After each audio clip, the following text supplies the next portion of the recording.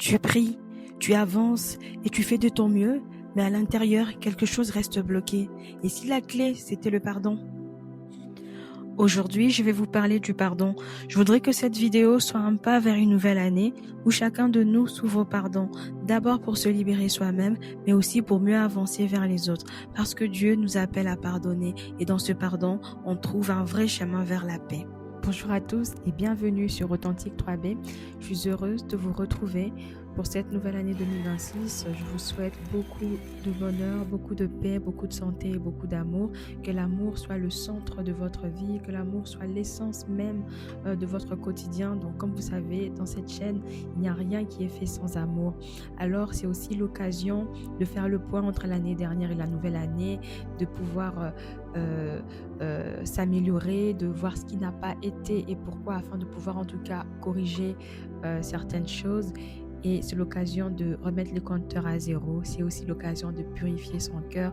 Donc, c'est l'occasion de pardonner. Rien de mieux que de commencer une nouvelle année avec un cœur libre, avec un pardon qui est accordé sans aucune attente en retour. Donc, vous savez, pardonner, ce n'est pas facile et c'est même la dernière chose qu'on a envie de faire. Et pourtant, il y a beaucoup de personnes qui prient, qui servent Dieu, qui avancent, mais qui sont vraiment bloqués intérieurement. Aujourd'hui, donc, nous allons parler du pardon, non pas comme une obligation religieuse ou encore comme une faiblesse, mais vraiment comme cette puissance spirituelle et comme cette force libératrice, car le pardon ne libère pas que l'autre, mais il nous libère aussi nous-mêmes. Pourquoi le pardon est difficile? Comme je disais, pardonner reste encore une des choses les plus difficiles à faire, mais pourquoi le pardon est si difficile? C'est parce que la blessure, elle est réelle. Il y a des actes, des paroles, des trahisons et même des silences qui ont fait très mal. Donc, et souvent, on croit que pardonner veut dire oublier, pardonner, c'est-à-dire excuser ou minimiser le passé. Mais non, pardonner ne veut pas dire oublier, pardonner ne veut pas dire justifier le mal, mais pardonner, c'est simplement refuser que cette douleur puisse continuer de nous faire mal, de nous consumer de l'intérieur. Alors, combien de fois faut-il pardonner? La Bible parle beaucoup de pardon et dans Matthieu 18, quand Pierre a demandé à Jésus, mais combien de fois est-ce que je dois pardonner à mon frère lorsqu'il va pécher contre moi? Est-ce que je veux lui pardonner 7 fois? Et Jésus lui a dit, tu vas lui pardonner 77 fois, 7 fois. Donc, c'est-à-dire, ce n'est pas seulement le nombre qui va compter parce qu'on ne va pas faire 77 fois 7 pour avoir 539. Non, mais c'est vraiment de se dire que autant de fois qu'il sera possible, il faudra pardonner. Ne te limite pas juste à un certain nombre, à un nombre précis de pardon. Non, pardonne autant de fois qu'il sera possible. Mais toi, qu'est-ce que tu fais quand il faut pardonner? Est-ce que tu fais passer l'orgueil en avant? Est-ce que tu fais passer l'amour en avant? Est-ce que tu fais passer la paix en avant? Donc, Jésus nous invite à pardonner autant de fois qu'il sera possible. Et dans Éphésiens 4:32, c'est écrit qu'il faut qu'on soit bons et compatissants les uns envers les autres pour nous pardonner réciproquement comme Dieu nous a pardonné. Et même quand on prie dans la prière du Notre Père, nous sommes les premiers à dire « Pardonne-nous nos offenses comme nous pardonnons à ceux qui nous ont offensés ». Est-ce que quand tu récites cette prière-là, tu es capable en tout cas de la mettre en pratique? Et c'est vraiment un très grand challenge en tant qu'enfant de Dieu, en tant que chrétien. Il y a un dernier verset qui parle aussi de pardon qui est intéressant. C'est Matthieu 6, du verset 14 au verset 15. Jésus dit, si nous pardonnons nos offenses aux autres, notre Père céleste, donc Dieu, va nous pardonner aussi nos offenses. Mais si nous ne les pardonnons pas aux personnes qui nous ont offensés, notre Père céleste ne va pas nous pardonner non plus. Donc vous comprenez que le fait que nous pardonnons, c'est aussi une façon, on va dire une ouverture vers le pardon de Dieu pour nos propres erreurs. Et Dieu ne nous demande pas des choses qui nous détruisent. S'il nous demande de pardonner, c'est parce qu'il sait qu'il y a de la paix dedans. Et puis ce qu'il demande, c'est toujours pour nous libérer. Parce que quand je ne veux pas pouvoir pardonner à mon frère, à ma soeur ou à qui que ce soit, chaque fois que je verrai cette personne, cela va toujours me rappeler le mal que cette personne m'a fait. Et vous allez vous rendre compte que si vous n'arrivez pas à passer outre, à aller de l'avant, vous restez bloqué d'une certaine façon. Donc le pardon, ce n'est pas une option spirituelle, mais c'est un chemin aussi vers la paix, un chemin vers une nouveauté, peut-être parfois un chemin aussi vers une renaissance. Parlons maintenant des conséquences du non-pardon. Ce que je voudrais souligner, c'est que le non-pardon a des conséquences.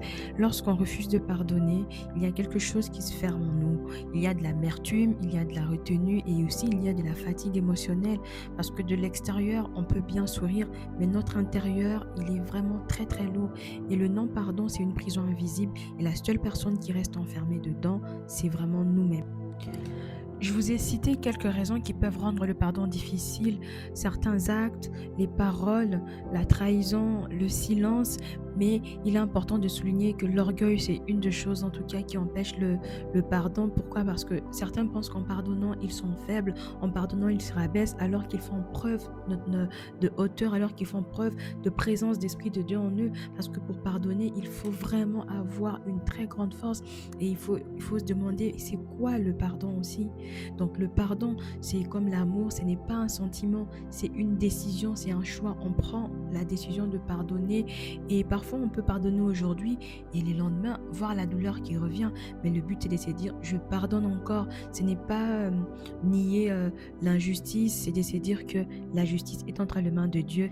Pardonner est-il synonyme de renouer des liens?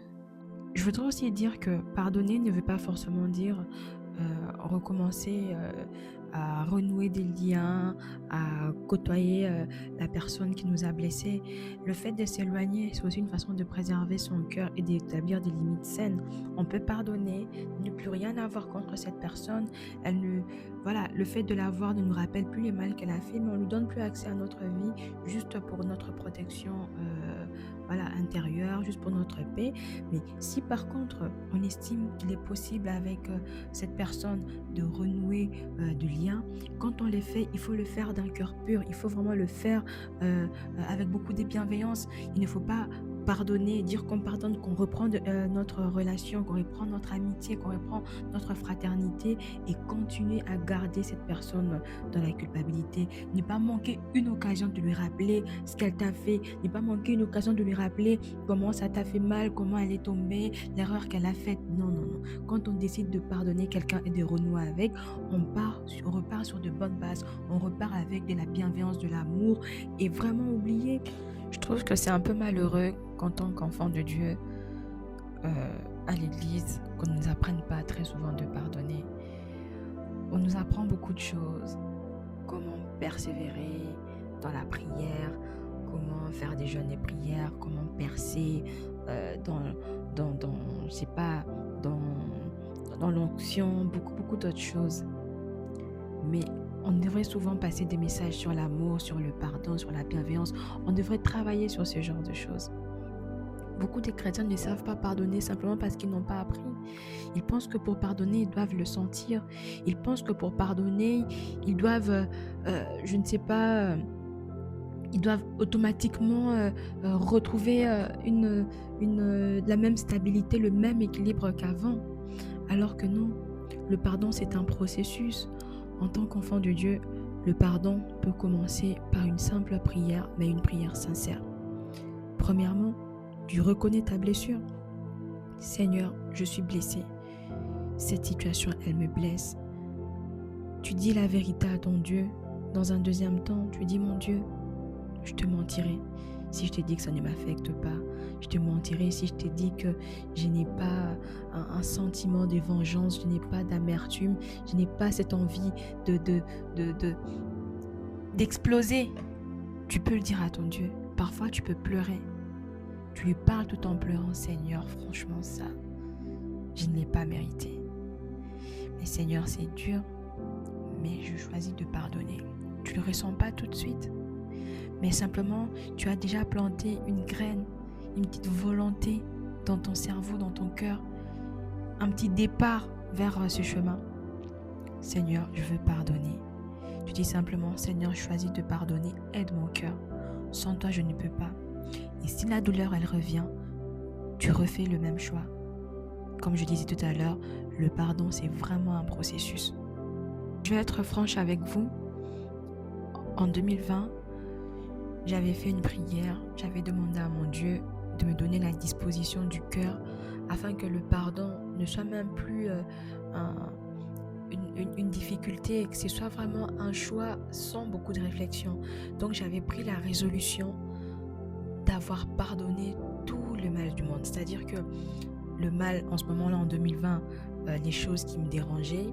Et aussi, j'avais anticipé pour le futur. Je m'étais dit, peu importe ce qui m'arrivera dans le futur, je vais pardonner. Pas parce que cette personne mérite, pas parce que la situation est facile, mais parce que j'ai déjà fait ce choix-là et c'était plus simple. Et je me souviens, quelques mois après, justement, j'ai eu un souci avec une personne proche que j'aimais beaucoup. Et la personne, quand je l'ai confrontée par rapport à la situation, elle était tellement mal. Oui, je suis désolée, patati, patata. Et en ce moment-là, j'ai eu, vous voyez, cet orgueil-là de se dire, oui, j'ai la personne devant moi, je la tiens, j'ai peut-être ce pouvoir de la culpabiliser, de lui rappeler à tout moment le mal qu'elle m'a fait. Mais j'ai pensé, j'ai réfléchi, j'ai dit, j'avais pris la décision de pardonner. Mon Dieu, c'est peut-être l'occasion de mettre en pratique ce que j'avais dit. Et j'avais très mal sur le coup, mais j'ai demandé à la personne, je lui ai dit, donne-moi une semaine et cette histoire, vraiment, je n'en parlerai plus. Je vous jure que je l'ai fait. Et après, j'ai continué à avoir une meilleure relation avec la personne. On a gardé des très bons termes après. Donc, pour dire que c'est pas facile, mais c'est déjà une disposition du cœur, une disposition de l'esprit et une connexion avec Dieu, c'est une demande. Mais après, je vous dis, il y a eu quand même des choses qui sont arrivées, pas forcément par rapport à cette situation, mais à d'autres choses.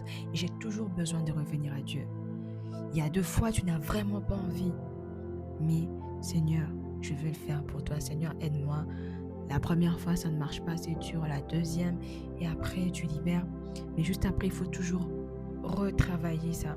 Donc, comme je disais, sans prétention, sans vouloir me mettre en avant, mais le pardon, en général, vu que j'avais déjà cette disposition du cœur, je peux pardonner autant de fois, même avec la douleur. Je prends toujours le temps. Ce n'est pas facile, mais je suis toujours disposée à faire le pas. Je suis toujours disposée à faire ce chemin.